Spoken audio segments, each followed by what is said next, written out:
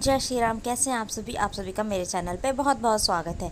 जैसे कि नवरात्रि शुरू हो गई है और आज है नवरात्रि का पहला दिन।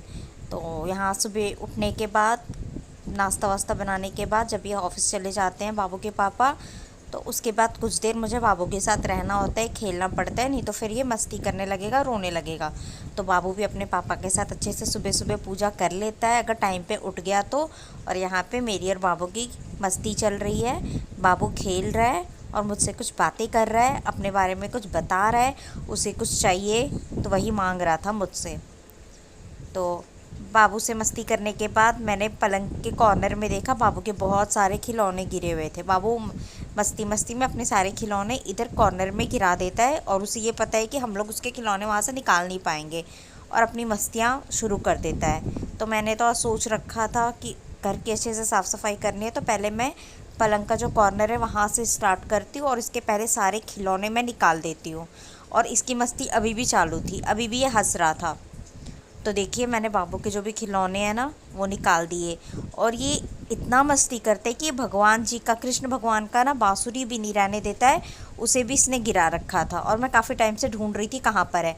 तो मैंने वो निकाल लिए और नीचे भी जितने भी पज़ल वाले इसके खिलौने हैं, गेम है, वो सारे इसने इधर ही पलंग के पीछे गिरा रखा था। और अब ये फिर जा रहा था कुछ गिराने और मुझे देख के हंस रहा था।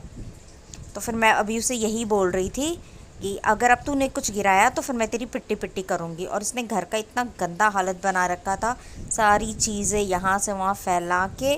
तो पहले चलते हैं घर की साफ़ सफाई कर लेते हैं और बाबू के साथ मस्ती करते करते खेलते खेलते, क्योंकि अगर ज़्यादा ये परेशान होता है तो रोने लगता है, फिर ये मुझे कुछ करने नहीं देगा। अभी इसने फिर से कुछ गिराया साइड में और ये मुझे अभी देख के हंस रहा है कि मैंने फिर से गिरा दिया, और इशारे में बता देता है कि मैंने यहाँ पे गिराया है। और इसे पता है कि, तो ये बड़े प्यार से आके मेरे पास में बैठ जाता है गोद में। तो यहाँ पे घर का मैंने सारा काम कर लिया था, सोफ़े का कवर, बेडशीट सब मैंने चेंज कर दी थी, क्योंकि नवरात्रि चल रही है, सब कुछ अच्छे से साफ़ सुथरा करके ही घर में पूजा पाठ करना चाहिए। और यहाँ पे मेरे बाबू का टीवी चल रहा था, वो सुन रहा था गाना। और मैं वॉइस ओवर इसलिए कर रही हूँ क्योंकि ये जैसे ही सुबह उठता है वैसे ये टीवी ऑन कर लेता है और ये अपने कार्टून गाने लगा के देखना शुरू कर देता है, तो कॉपीराइट ना आए इस वजह से मैं वॉइस ओवर कर रही हूँ। और यहाँ पे देखिए घर साफ़ सुथरा होने के बाद कितना सुंदर लग रहा है। लेकिन ये ऐसे नहीं रहेगा, कुछ देर के बाद मेरा बाबू फिर से आके सारी चीज़ें फैला देगा। और यहाँ पे मेरे बाबू के सारे टॉयज़ रखे रहते हैं और इतना अच्छा लगता है ना ये वाला एरिया देख के, बहुत ही सुंदर लगता है। पहले जब बाबू नहीं था तो ये सारी चीज़ें खाली खाली रहती थी, लेकिन बाबू के होने के बाद ये वाला कॉर्नर इतना प्यारा लगने लगता है। सिर्फ इसके टॉयज़ रखे हुए हैं, इसके खिलौने हैं, और ये बहुत ही खुशी खुशी इन सारी चीज़ों से खेलता है। तो अब यहाँ का हो गया है, पहले मैं जा रही हूँ नहा लेती हूँ, फ्रेश हो लेती हूँ, उसके बाद मैं जाऊँगी पूजा वाले रूम में वहाँ की साफ़ सफाई करने। तो यहाँ पे देखिए मैं नहा वहा के आ गई थी और मैंने पूजा वाला जो रूम था उसे भी साफ़ कर लिया है। और मैंने अभी स्टार्टिंग में ही टेबल एक साइड में लगा दिया है, ताकि मुझे अष्टमी के दिन फिर से ये दोबारा काम ना करना हो।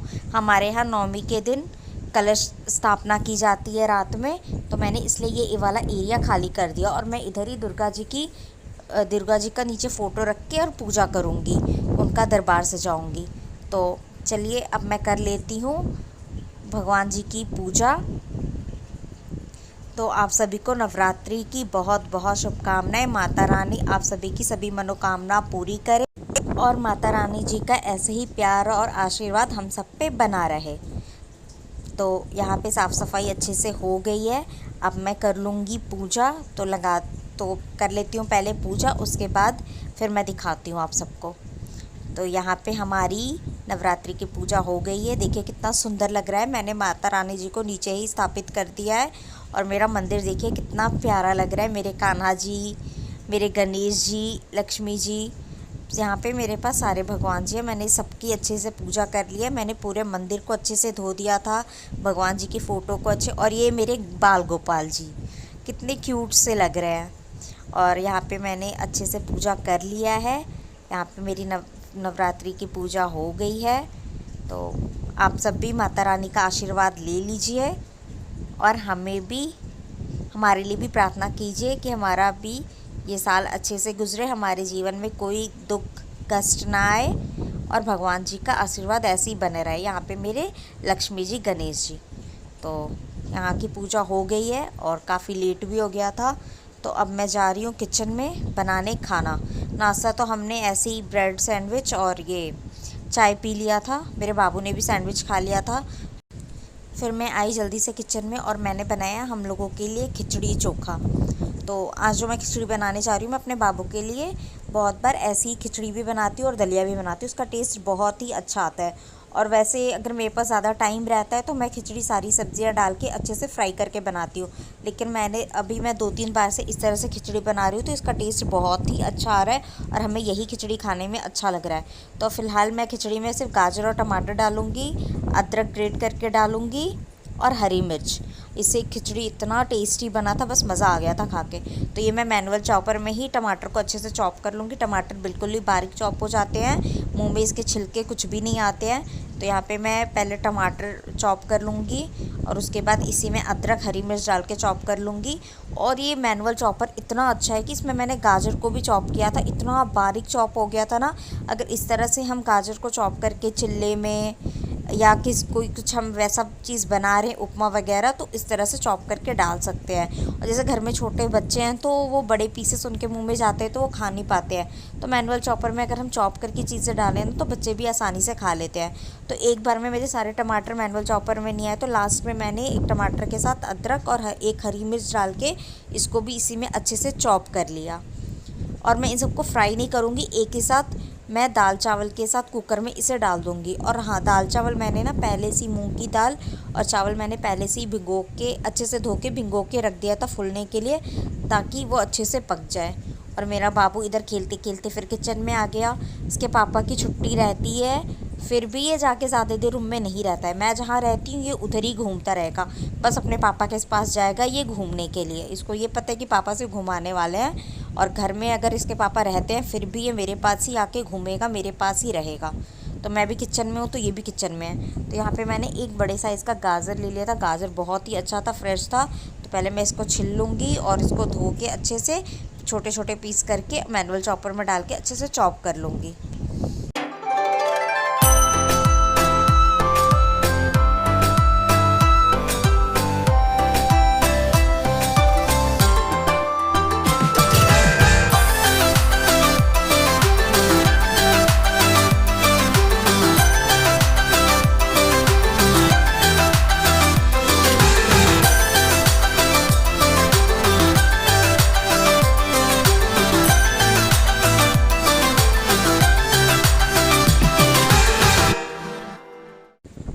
तो देखिए यहाँ पे गाजर भी मैंने अच्छे से चॉप कर लिया, कितना बारीक चॉप हुआ है।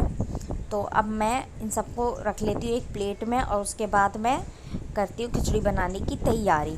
तो यहाँ पे मैंने कुकर ले लिया, कुकर में डाल दूँगी दाल चावल जो मैंने पहले से भिगो के फुला के रखा था। इससे खिचड़ी पकने में ज़्यादा टाइम नहीं लगेगा। तो यहाँ पे मैं जितना भी है दाल चावल सब एक ही साथ कुकर में डाल दूँगी और जितना मैंने दाल चावल लिया है उससे 2 गुना 3 गुना मैं पानी डालूँगी, क्योंकि खिचड़ी में तो पानी ज़्यादा लगता है।